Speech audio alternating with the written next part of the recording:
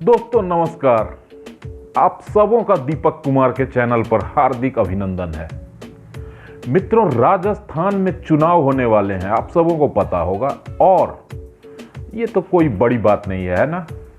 बड़ी बात इसमें यह है मित्रों कि आम आदमी पार्टी के मुखिया अरविंद केजरीवाल ने राजस्थान में 26 सीटों पर अपने उम्मीदवारों की घोषणा कर दी है।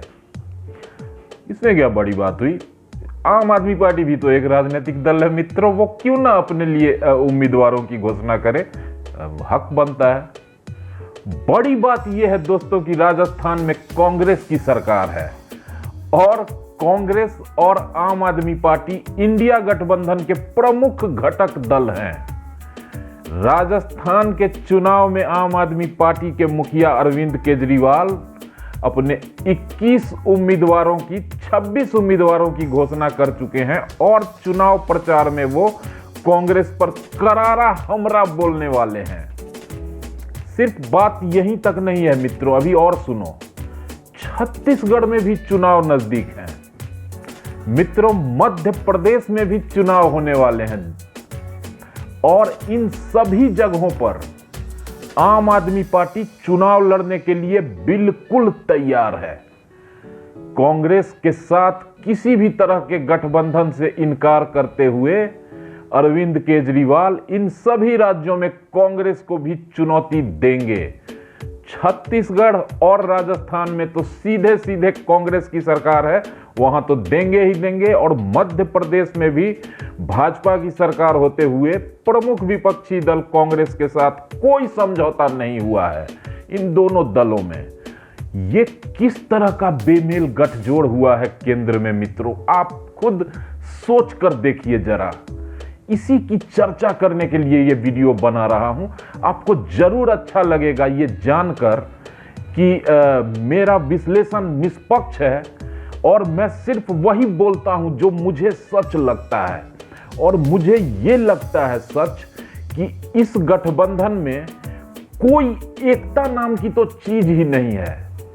इस गठबंधन में हर दल अपने अपने स्वार्थ के लिए मरा जा रहा है। सब चाह रहे हैं कि कैसे मैं एक दूसरे घटक दल को इस गठबंधन में दबाऊं, सबसे ऊपर दिखूं।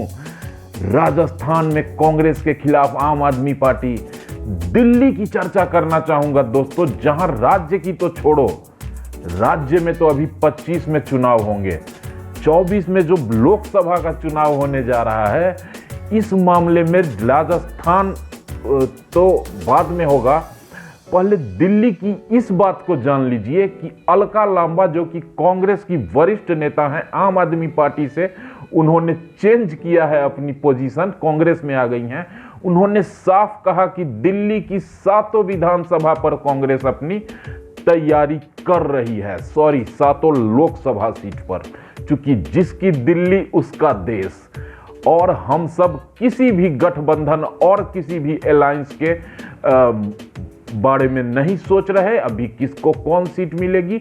हम 7 सीटों पर अपनी तैयारी शुरू कर चुके हैं।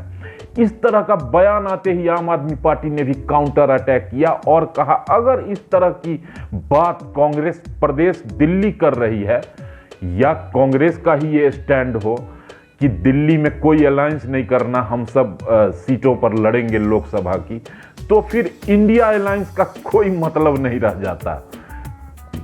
31 अगस्त और सितंबर 1 को जो मीटिंग है मुंबई में इंडिया अलायंस की, उसमें आम आदमी पार्टी हिस्सा लेगी कि नहीं, ये हमें सोचना पड़ेगा। ये आम आदमी पार्टी की ऑफिशियल प्रवक्ता ने कहा। दिल्ली के प्रदेश अध्यक्ष जो हैं कांग्रेस के, उनका हालिया बयान आपको सुनाता हूं। इस इंडिया गठबंधन की हालात पर चर्चा हो रही है मित्रों। दिल्ली प्रदेश कांग्रेस अध्यक्ष ने कहा कि केजरीवाल के भ्रष्टाचार को जनता तक पहुंचाना हमारा कर्तव्य है। क्या गठबंधन हुआ है, इंडिया क्यों बना है, इससे हमको दिल्ली राज्य में कोई मतलब नहीं। हम दिल्ली में शराब घोटाले को जनता तक पहुंचाएंगे। हम दिल्ली में दंगे जो हुए उसमें अरविंद केजरीवाल की भूमिका को जनता तक पहुंचाएंगे। हम दिल्ली में बाढ़ से जो दिल्ली वासी निहाल हुए उसके लिए अरविंद केजरीवाल को कटघरे में खड़ा करेंगे और इस भ्रष्टाचारी मुख्यमंत्री को 2025 में दिल्ली से उखाड़ फेंकेंगे। इस तरह का बयान इस गठबंधन के घटक दलों में आपस में दिया जा रहा है।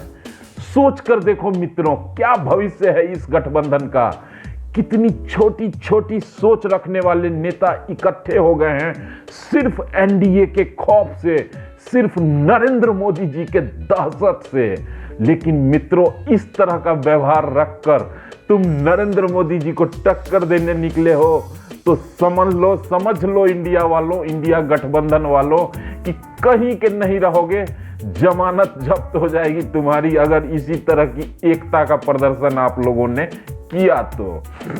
ममता बनर्जी सीधा बोल रही हैं कि मैं लेफ्ट को बंगाल में घुसने नहीं दूंगी।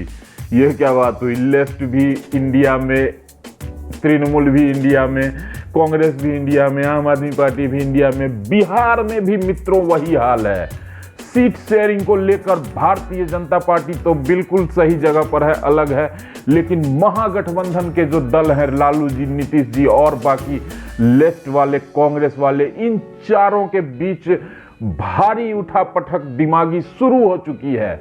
एक तरह से कोल्ड वॉर कह लो। हर को सीट चाहिए। कांग्रेस 10 से 12 सीटों पर दावा कर रही है लोकसभा चुनाव में, 40 सीट हैं। लालू यादव चाहते हैं कि विधायकों की संख्या के हिसाब से एमपी की सीटें मिले। उस हिसाब से लालू जी 25 से 27 एमपी की सीट लेना चाहते हैं। सोच कर देखो, 40 सीट तो इन्हीं दोनों के आकांक्षाओं में खत्म हो गए। तो नीतीश कुमार की 16 एमपी हैं ऑलरेडी पिछले 2019 में, उनको कितनी सीटें मिलेगी? यही हाल है इस महागठबंधन का। मेरा सलाह है महागठबंधन के नेताओं को कि सब दल वालों कुछ स्वार्थ को साइड करके अपने अपने त्याग का प्रदर्शन करो, तभी नरेंद्र मोदी के सामने टिक पाओगे। अन्यथा कोई फायदा नहीं इस तरह के बेमेल गठजोड़ बनाने का। वैसे प्रयास करने में क्या हर्ज है, प्रयास करते रहिए। भगवान ने चाहा तो आप सबों को जरूर सफलता मिलेगी। इतना ही बात करना था। खैर, इंडिया गठबंधन पर बनाते रहूंगा। 2024 लोकसभा चुनाव पर आप लोगों को कुछ कुछ सुनाते रहूंगा। Take care, good bye and good night.